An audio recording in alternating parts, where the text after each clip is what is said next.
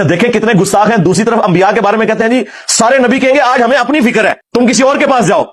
اچھا نبی کہہ رہے ہوں گے ہمیں اپنی فکر ہے, تو آڑے بابے کہہ رہے ہوں گے کہ میں پڑھا گا ہی نہیں تک تو اپنے مرید نہ لے جاؤں. اس کا کیا مطلب ہے؟ یہ اپنے بابوں کو انبیاء سے بڑھ کے سمجھتے ہیں. تو اللہ کا شکر ادا کریں کہ 73 کے آئین میں آپ کو کافر نہیں قرار دیا ہم نے, ادروائز گنجائش آپ نے کوئی نہیں چھوڑی ہوئی ہے کہ آپ کو اسلام سے باہر نکالا جائے اس طرح کے عقیدے رکھتے ہوئے.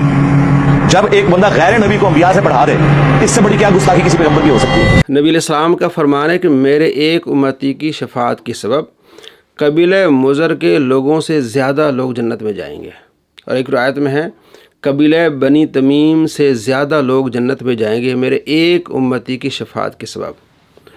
انبیاء علیہ السلام نفسی نفسی کر رہے ہیں اور آپ علیہ السلام کا ایک امتی ہزاروں لوگوں کو جنت میں لے کے جا رہا ہے. تو اس کے اصول کے مطابق آپ صلی اللہ تعالیٰ علیہ وآلہ وسلم نے غیر نبی کو نبی سے بڑھا دیا اور نعوذ باللہ آپ نے گستاخی کر دی. یہ ہوتے ہیں بدبخت لوگ جو پورا دین نہیں بتاتے, بغض میں آ کے مسلمانوں پر گستاخی کے فتوے لگاتے ہیں اور وہ فتوے ڈائریکٹ نبی علیہ السلام پر لگتے ہیں. آپ علیہ السلام فرماتے ہیں کہ ایک شہید 70 لوگوں کو جنت میں لے کے جائے گا. اس کے اصول کے مطابق آپ صلی اللہ تعالیٰ علیہ وآلہ وسلم نے گستاخی کی, انبیاء علیہ السلام نفسی نفسی کر رہے ہوں گے تو ایک شہید 70 لوگوں کو جنت میں لے کے جائے گا. بلکہ مسلم میں حدیث ہے آپ علیہ السلام فرماتے ہیں چھوٹے بچے اپنے والدین کے کپڑے پکڑ کے انہیں جنت میں لے کے جائیں گے.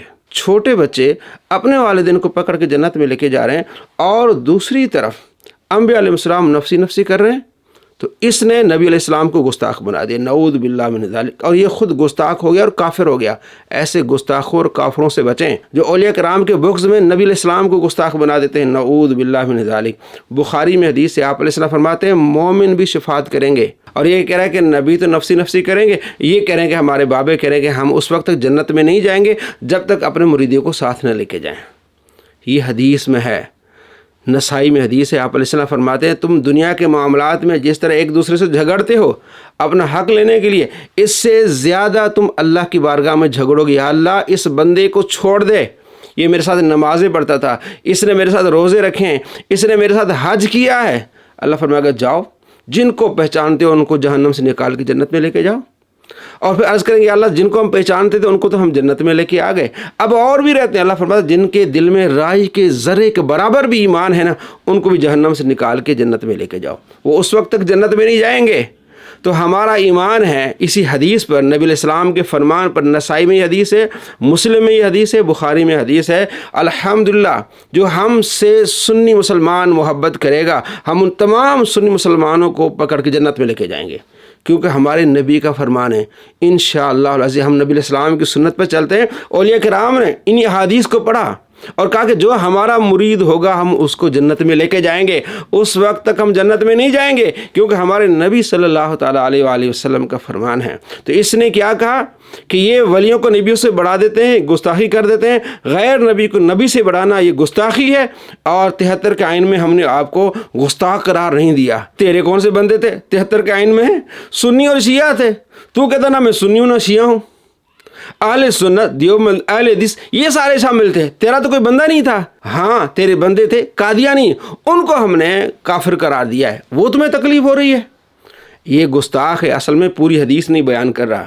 پوری حدیث اس طرح ہے بخاری میں 65 کہ قیامت کے شروع میں اللہ تبارک و تعالیٰ ناراض ہوگا, غضبناک ہوگا. تو لوگ انبیاء علیہ السلام کے پاس جائیں گے, انبیاء علیہ السلام نفسی نفسی کریں گے, بالآخر آپ علیہ السلام کے پاس جائیں گے, آپ علیہ السلام سفارش کریں گے. فرمائے ہاں میں تمہاری سفارش کرتا ہوں. آپ علیہ السلام سجدے میں جائیں گے, اللہ فرمائے گا ارفع راسک یا محمد, اے محبوب سر اٹھائیے, آپ جو مانگیں گے آپ کو دیا جائے گا. آپ جس کی سفارش کریں گے اس کی سفارش ہوگی. تو یہاں سفارش کا دروازہ کھلے گا. اسے کہتے ہیں شفاعت کبریٰ. تو شفاعت کبریٰ کے بعد نبی بھی سفارش کریں گے, ولی بھی سفارش کریں گے, نمازی سفارش کریں گے, فرشتے سفارش کریں گے, قرآن سفارش کرے گا, نماز سفارش کرے گی, روزہ سفارش کرے گا, شہید سفارش کریں گے. تو سارے مسلمان سفارش کریں گے.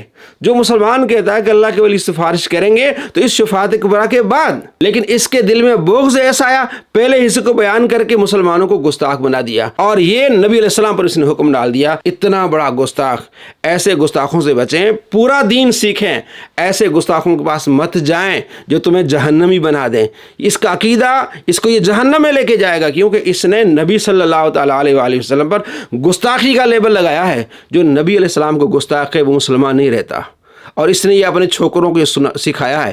اس کے چھوکرے گلی چوراہوں میں جا کے کہتے ہیں کہ نبی کو گالی دو ہم تمہیں 1,00,000 روپیہ دیں گے. چلو پیسے لے لو تینوں ہور پیسے دینا میں جننے تسی کہو اپنے نبی نو ایک گال کٹ دو. میں اکثر یہ بات کرتا ہوں کہ آپ دنیا میں کسی گناہگار سے گناہگار شخص کو جو کلمہ پڑھنے والا ہو اس کے سامنے آپ 1 ارب روپیہ بھی رکھ دیں اور کہیں گے 1 ارب لے لو اور وہ غریب ہو فاقہ کش ہو ایک دفعہ نبی علیہ السلام کو گالی دے دو کبھی نہیں دے گا. چلو پیسے لے لو تینوں ہور پیسے دینا میں جننے تسی کہو اپنے نبی نو ایک گال کٹ دو. یہ اس کی گستاخی والی تعلیم ہے. خود بھی گستاخ ہوا, اس کے چھوکرے بھی گستاخ ہوئے. ایسے لوگوں کو فالو کرنے والے جہنم کا ایندھن بنیں گے. تو خلاصہ کیا ہوا کہ آپ صلی اللہ تعالیٰ علیہ وآلہ وسلم کا فرمان ہے بخاری میں 65 کہ شروع میں نبی نفسی نفسی کریں گے, کوئی سفارش نہیں کرے گا. آپ صلی اللہ تعالیٰ علیہ وآلہ وسلم جب سفارش کریں گے اس کے بعد مومن سفارش کریں گے, ولی سفارش کریں گے, فرشتے سفارش کریں گے, انبیاء علیہ السلام سفارش کریں گے, بچے سفارش کریں گے. تو یہ مسلمان کہتے ہیں کہ جب اللہ کی ولی سفارش کریں گے تو اس کا مطلب یہ ہوتا ہے. لیکن اس نے اولیاء کرام کے بغض میں آ کے نبی صلی اللہ تعالیٰ علیہ وآلہ وسلم پر گستاخی کا حکم لگا دیا. لگا رہا تھا ہم پر. بھئی ہم تو نبی علیہ السلام کا فرمان سنا رہے ہیں کہ نبی صلی اللہ تعالیٰ علیہ وآلہ وسلم فرماتے ہیں کہ مومن اللہ کی بارگاہ میں جھگڑیں گے کہ اللہ ان کو بھی ہمیں جنت میں لے کے جانا ہے. اس وقت تک جنت میں نہیں جانا جب تک یہ ہمارے ساتھ نہ جائیں. تمام مسلمانوں کو جہنم سے نکال کے جنت میں لے کے جائیں گے. یہ عام مسلمان کا رتبہ ہوگا. اولیاء کرام کا تو کیا ہی رتبہ ہے. تو ایسے گستاخوں سے بچیں جو اولیاء کرام کے بغض میں آ کے اللہ کے نبی کو گستاخ کہیں, اور ایسے پر ضلالت پڑ رہی ہے. کیونکہ اللہ کا فرمان حدیث قدسی ہے من عادالی ولی فقد آذنت بالحرب. جس نے میرے ولی سے عداوت رکھی اس سے میرا اعلان جنگ ہے. اس نے اعلان جنگ کیا ہوا ہے. نبی صلی اللہ تعالیٰ علیہ وآلہ وسلم کے نام پر اولیاء سے جنگ کر رہا ہے. حالانکہ اولیاء کرام نبی کے غلام ہیں. آپ صلی اللہ تعالیٰ علیہ وآلہ وسلم سے محبت کرنے والے ہیں. اور یہ کہنا کہ بابے تو شے کوئی نہیں. اللہ فرمایا میں ان کے ہاتھ بن جاتا ہوں, میں ان کی زبان بن جاتا ہوں. تو اللہ کی شان میں گستاخی کر رہا ہے. اللہ فرماتا ہے میں ان کے پاؤں بن جاتا ہوں. یہ کہتا ہے شے کوئی نہیں ہے.